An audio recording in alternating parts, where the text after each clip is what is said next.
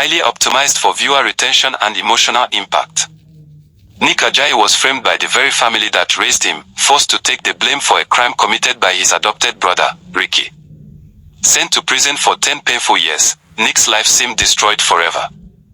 But inside those dark walls, he met Shawn, a gambling mastermind who transformed him into a strategic, fearless fighter. After his release, Nick returned to Lagos with one mission: bring his hypocritical family to justice. With new skills, new allies, and a heart hardened by betrayal, he infiltrated the empire that once cast him out. But his revenge came with a heavy price. Ricky was willing to kill to keep his secrets buried, even kidnapping Nick's childhood friend Grace. From prison survival to underground casinos. From family betrayal to brutal revenge. From the fall of an innocent man to the rise of a legend. This is the powerful African tale of revenge, resilience, and redemption. A story that proves you can break a man, but you cannot kill his destiny. Watch till the end. If you enjoyed this story, like, comment your favorite lesson, share to inspire others, subscribe and turn on for more powerful African tales. Nick Ajayi had always been the quiet strength of the Ajayi household, a young man raised in wealth but never spoiled by it. Though adopted at age 6, his heart belonged wholly to the family that had taken him in. His adoptive father, Chief Ajayi, was a respected businessman, and his mother, Madam Tola, treated him like her own son. But Ricky, their biological son, had always seen Nick as a threat, a reminder that love could be earned, not inherited. When a major fraud scandal broke out in Chief Ajayi's company, everyone pointed fingers. Millions of naira had vanished, and the evidence led straight to Nick's desk. Nick couldn't believe what was happening. The documents, the bank transfers, even the CCTV footage, all had been tampered with to make him the scapegoat. He pleaded his innocence, but Ricky's crocodile tears sealed his fate. Nick betrayed us, Ricky said before the cameras, pretending to weep for a brother he had set up. Even Chief Ajayi, blinded by shame, turned his back on Nick. When the gavel hit the bench and the judge sentenced him to 10 years in prison, Nick felt the air leave his lungs. His mother's trembling hands reached for him, but the police dragged him away. In prison, Nick tasted what betrayal truly meant. The world outside moved on, and he became a forgotten name. Nights were long, dark, and loud, filled with the cries of men who had lost everything. But amid the chaos, fate introduced him to Shawn, a smooth-talking, calculating inmate who could read people like open books. Shawn was a gambling prodigy, a man who turned every card game into a battle of the mind. For the first time in years, Nick found something to live for: revenge. And Shawn would teach him how. Prison was a graveyard of dreams, but within its walls, Shawn was a legend. He was a man of swagger, mid-30s, dark-skinned, sharp-eyed, with the confidence of one who had seen life's worst and laughed at it. Nick first met him during a chaotic brawl in the mess hall. Shawn pulled him out of the fight, smirked, and said, "You don't survive here by being right, you survive by being smart." From that day, Shawn became both mentor and brother. Shawn introduced Nick to the underworld of prison gambling, a brutal mental game of strategy, deceit, and precision. The poker table became Nick's classroom, and his teacher was merciless. Every man's weakness, Shawn told him one night, is the lie he tells himself. Under Shawn's guidance, Nick learned not just how to win games, but how to read hearts, study patterns, and manipulate silence itself. His mind grew sharper, colder, deadlier. Years passed. The naive boy who entered prison faded away, replaced by a calculating man who saw through pretense. Shawn eventually revealed his dream, to build a gambling empire after release. "And you, Nick," he said, "you'll be my right hand. We'll turn their greed against them." Nick nodded, his eyes burning with purpose. 10 years had been stolen from him, but in those same years, prison had forged a weapon the world wasn't ready for. The day Nick stepped out of Korikeri Maximum Prison, the sun felt strange, too bright, too free. He inhaled deeply, but the air of Lagos carried the same poison of deceit that had ruined his life. Shawn, released months earlier, waited outside in a sleek black car. "Welcome back to hell," he said with a grin. They drove through the city, past new skyscrapers, old streets, and memories Nick wanted to bury. Shawn had done well. He now ran an underground casino in Suralia, disguised as a bar. It was there Nick got his first taste of the outside world again: lights, laughter, money, and lies. But beneath it all, his heart throbbed with a single obsession: revenge. That night, Nick stared at his reflection in a cracked mirror. "You lost 10 years, he whispered to himself. Now they'll lose everything." He didn't know yet how deep his family's corruption had gone, or how far Ricky's ambition had grown. But one thing was clear: the same city that took everything from him would soon witness his rise. Nick began digging into the Ajayi family's affairs. What he found made his blood run cold. Ricky had taken over his father's company after Chief Ajayi's sudden heart attack. Madam Tola now lived quietly in Lekki, haunted by guilt. Ricky, however, was thriving, a wealthy businessman adored by the media. He was living Nick's stolen life. Nick spent nights watching from afar, learning routines, allies, and weaknesses. Shawn warned him, revenge without patience is suicide. But Nick couldn't resist the urge to confront the ghost that had ruined him. One evening, he visited his old neighborhood, only to find Grace, his childhood friend, still volunteering at the orphanage they once grew up in. Grace was the same, soft-spoken, kind, and unbroken by life storms. Seeing her again stirred something human in Nick. She didn't ask where he had been, she just said softly, "I never stopped believing in you."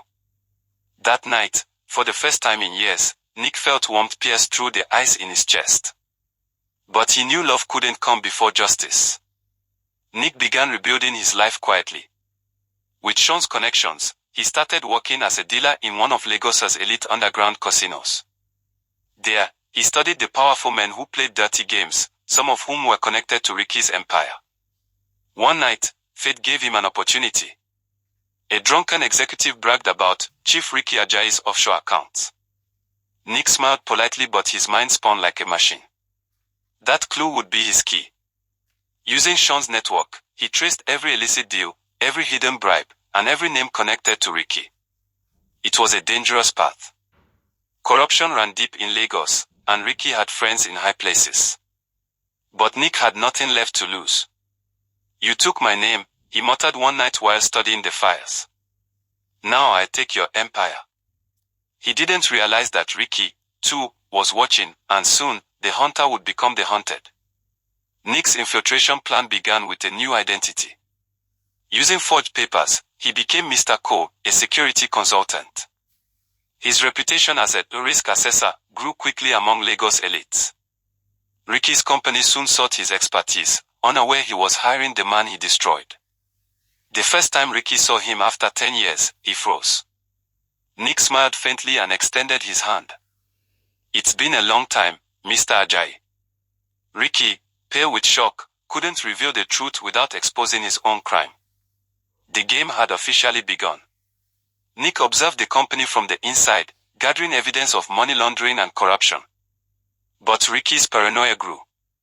He ordered men to follow Nick, unaware that Nick was always 2 steps ahead. Shawn's lessons had made him a master manipulator, and Ricky had just walked into his own trap. Madam Tola nearly fainted when she saw Nick in her Lekki mansion. "Nick, my son," she whispered, trembling. Tears streamed down her cheeks as she fell to her knees. She confessed that she had always known Ricky framed him but had stayed silent out of fear. Nick felt rage and sorrow battle inside him.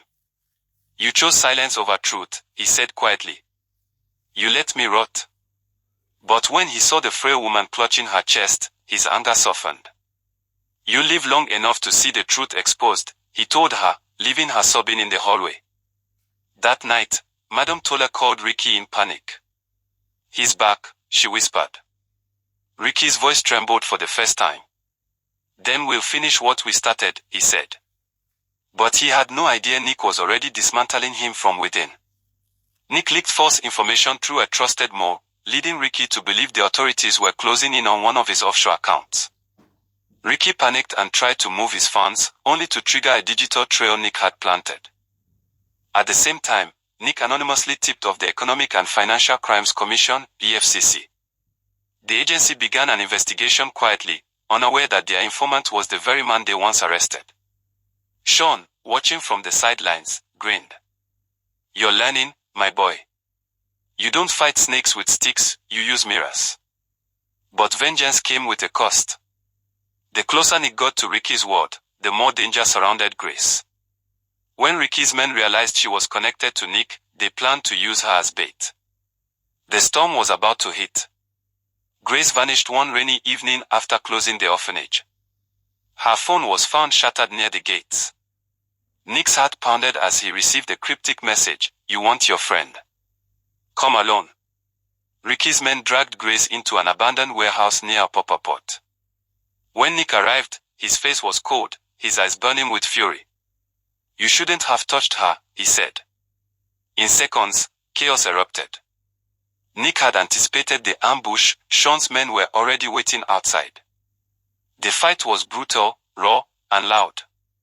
When the dust settled, Grace was safe, but Nick took a bullet grazing his shoulder. As they drove away, she held his hand tightly.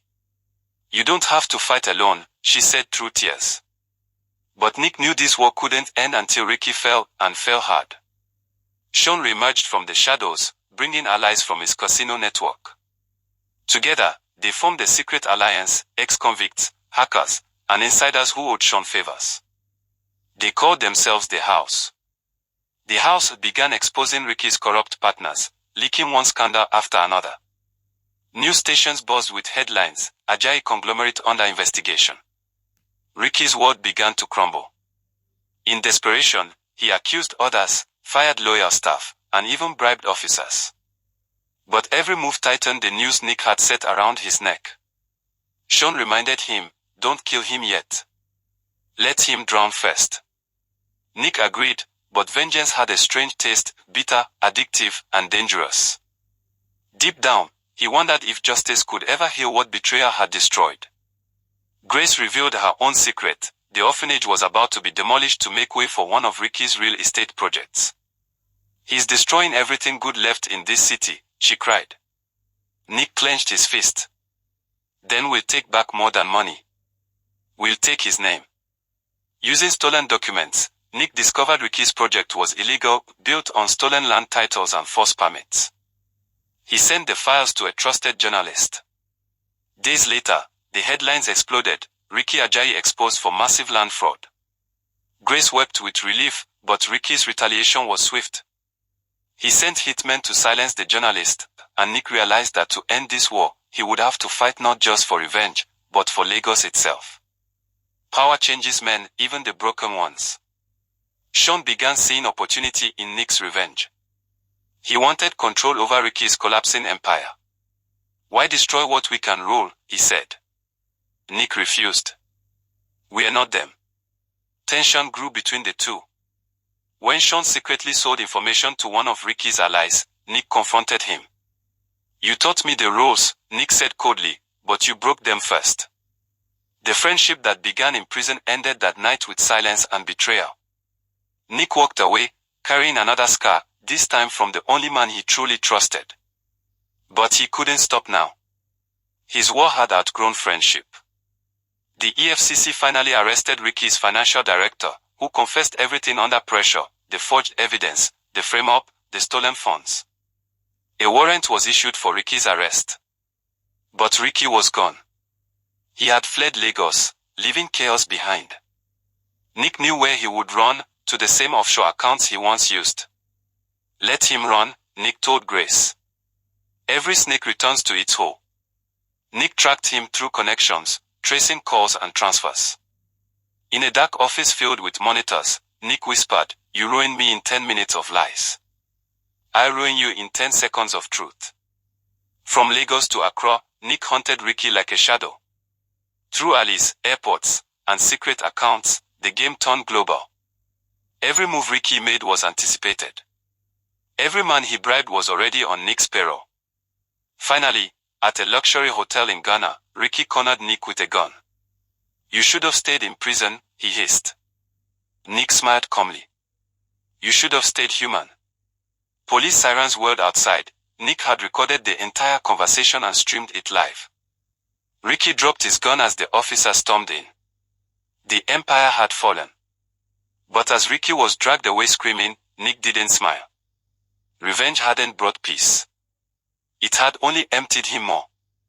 Grace convinced Nick to testify, not just against Ricky, but against every corrupt partner who fueled the rot. His courage inspired others to speak up. Lagos buzzed with talk of the man who turned on his own blood for justice. Nick became a symbol, the convict who exposed corruption. But inside, he still carried pain. You saved the city, Grace said softly one night. Now save yourself. For the first time, Nick allowed himself to cry. He returned to the orphanage, rebuilt it with his settlement money, and renamed it the House of Second Chances. Children ran, laughed, and played again. For once, life felt pure. Madame Tola visited the orphanage, carrying a letter. Your father didn't die of a heart attack, she confessed. He was poisoned by Ricky. Nick froze, tears streaming down his face. Why are you telling me now? He whispered. Because I don't want to die with more secrets, she said. That night, Nick buried the letter beside his father's grave. He didn't seek more revenge, just peace. The circle of betrayal had closed. Months later, Shawn returned, humbled, broke, but wiser. He apologized. I wanted power. You wanted peace. You were right. Nick forgave him. Together, they began a legal gambling company, turning their dark past into a thriving empire. The business grew, employing ex-convicts, giving them second chances. You turned pain into purpose, Shawn said one evening. Nick smiled faintly. It's the only way to make the past worth something. In a packed courtroom, Ricky stood pale and defeated as witnesses testified against him.